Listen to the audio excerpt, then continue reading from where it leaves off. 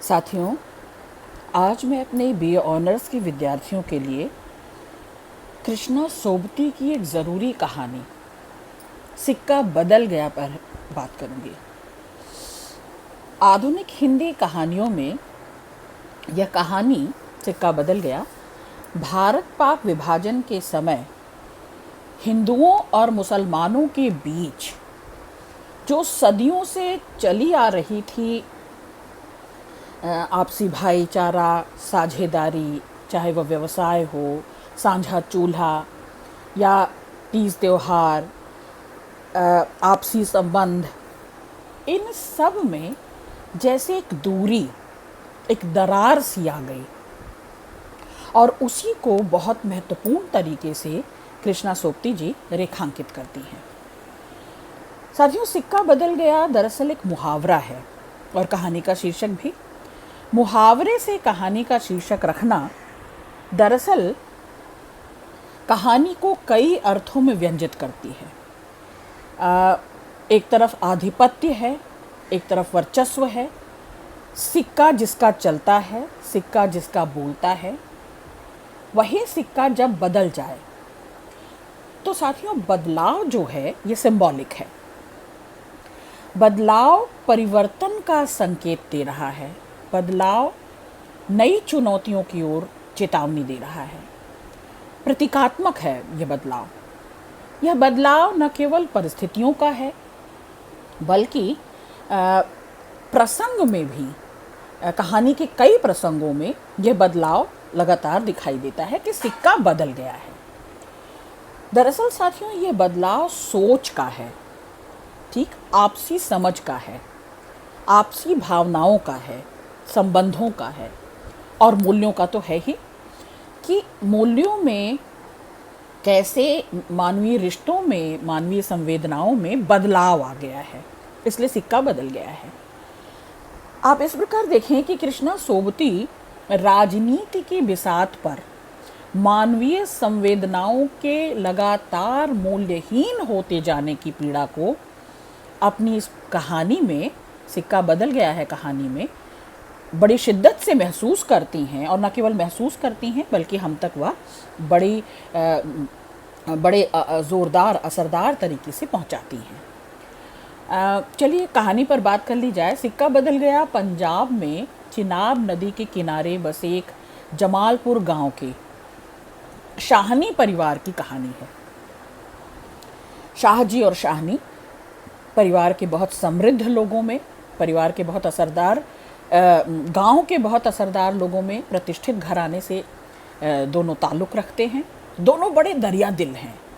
उनकी वैभवता और उनकी शान व शौकत की ये एक परिस्थितियों से जोड़ा हुआ गांव का और समाज का पूरा ताना बाना है।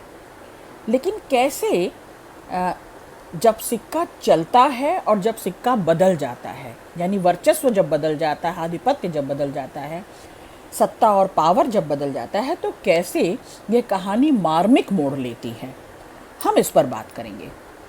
साथियों, शाहनी जमालपुर गांव की एक बड़ी ज़मींदारी भोगती हैं, ज़मींदारनी हैं, ज़मींदार परिवार से हैं। दूर दूर गांवों तक उनकी ज़मीनें फैली हैं। लोग अपने घर से कहीं भी यात्रा करें, उन्हीं की ज़मीन पर चल रहे होते हैं।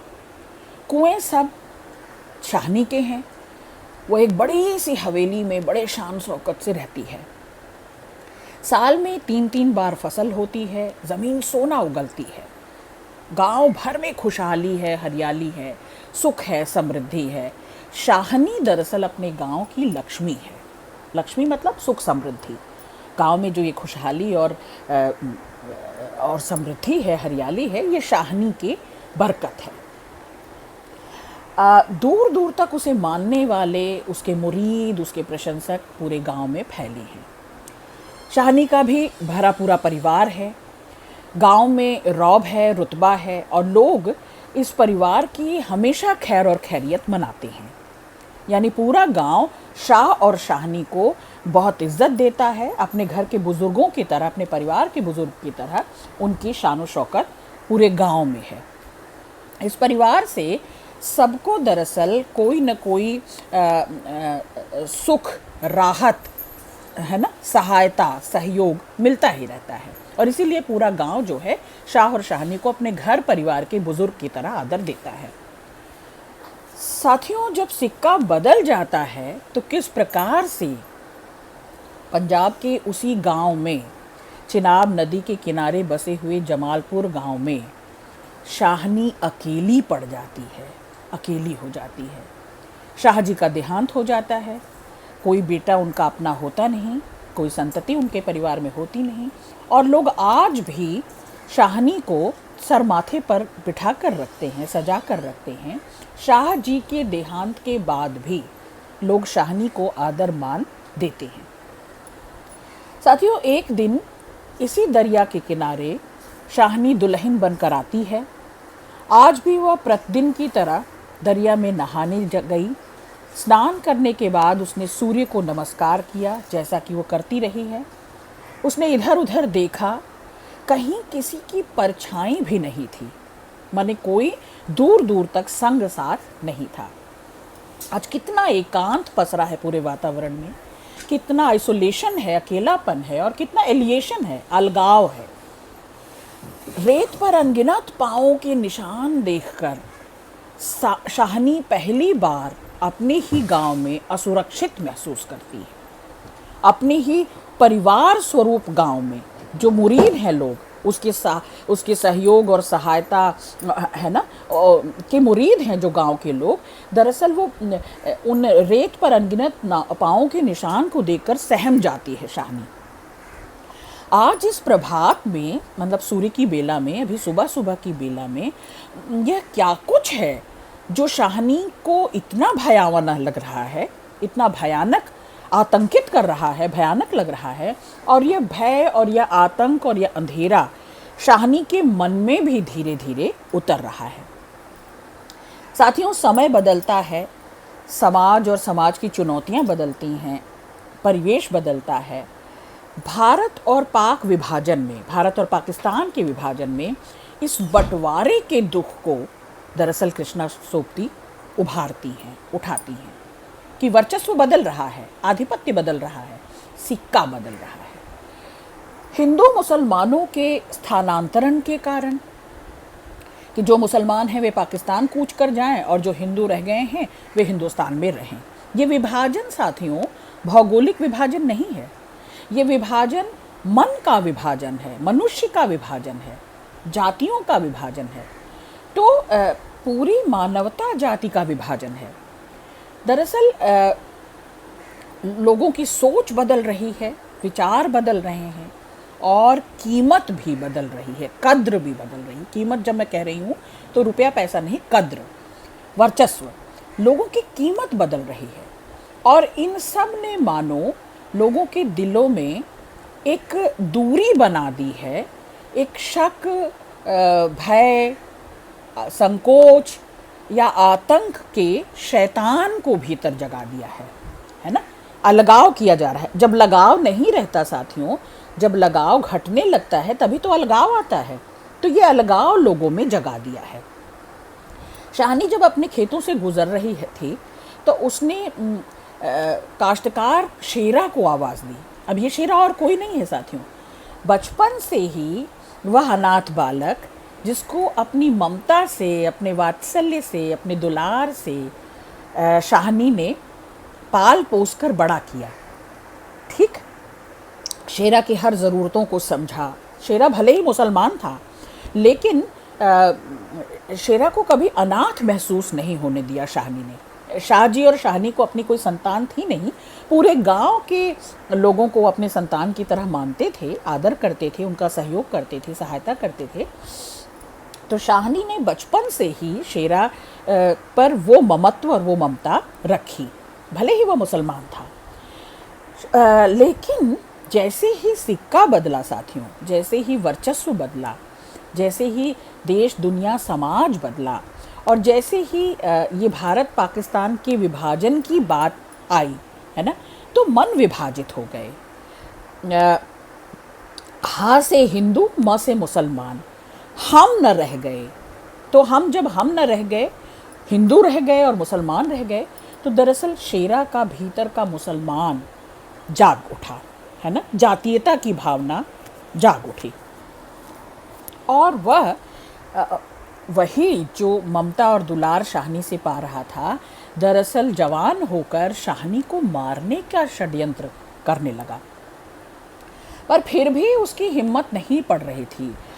होश अभी बाकी था, अभी भीतर उस दुलार उस प्रेम और उस वत्सल के संकेत निशान अभी बाकी थे। तो वो हिम्मत नहीं जुटा पा रहा था, षड्यंत्र में शामिल था लेकिन शाहनी को मारने की हिम्मत जुटा नहीं पा रहा था।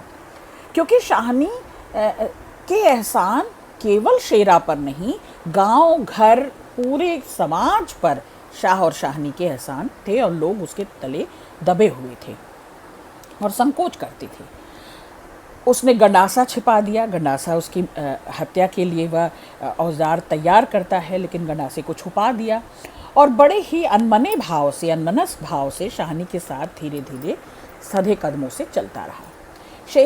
शेरा चाहते हुए भी सिर पर आने वाले खतरे के बारे में शाहनी को बताना ज़रूरी नहीं समझता।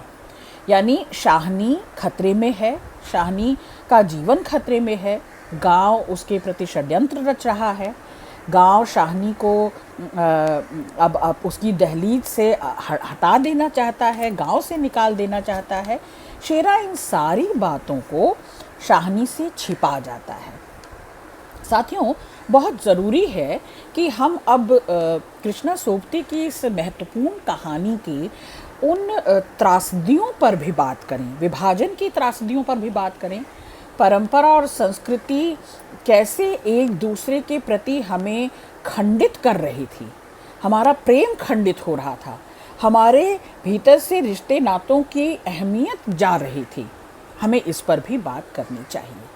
यही वजह है कि शेरा इतने बड़े षड्यंत्र को शाहनी से छुपा गया।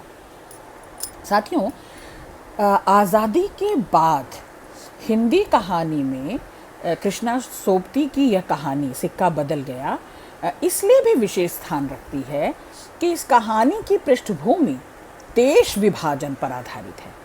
और विभाजन केवल देश के टुकड़ों का नहीं होता, जैसा कि मैंने पहले भी बताया कि ये भौगोलिक विभाजन नहीं था, हमारी परंपराओं का विभाजन, हमारी संस्कृतियों का विभाजन और एक दूसरे के प्रति जो हृदय में हमारा प्रेम पल रहा था, साझा संस्कृति थी, साझा चूल्हा था, वह सब भी तो धीरे धीरे खंडित हो रहा था। रिश्ते नातों की अहमियत जा रही थी।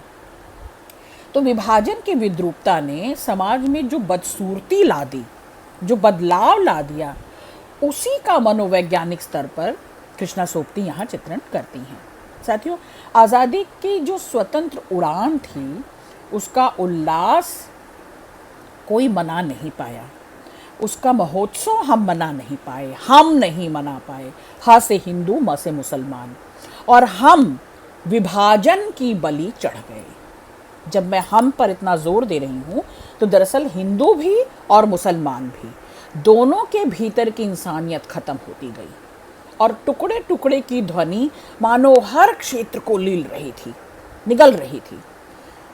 सिक्का बदल गया कहानी में कृष्णा सोबती ने शाहनी की मनस्थिति के माध्यम से दरअसल विभाजन के बाद समाज में आई विद्रूपता, बदसूरती, बदलाव को चित्रित किया है।